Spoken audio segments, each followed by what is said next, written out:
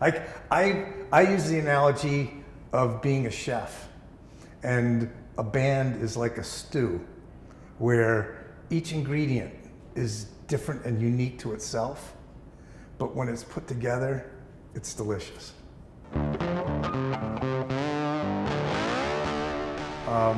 Look, I don't own a lot of ties. I don't own a lot of suits. I'm perennially a kid. I don't have to grow up. I work in the music industry. But ironically, some of us have more responsibility than corporate directors. And people don't know that. You know, we're moving 120 people on this tour. That's a pretty big group of people to move.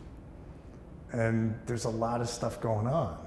And every tour has its own uniqueness that you need to cater your design to. So I'm not going to tour Kiss the same way I tour Zach Bryan. It's different. They have different needs, different expectations, and different audiences. So each tour is unique to itself. So the tour manager that has his way of doing something and takes it to every different act, it's not going to work. It just isn't. So, and I may not be the greatest tour manager in the world, but I cater to what my clients want. I watch, I listen, I design accordingly. It's important to adapt to your surroundings. My grandfather used to tell me a story in Italian about two trees in a storm.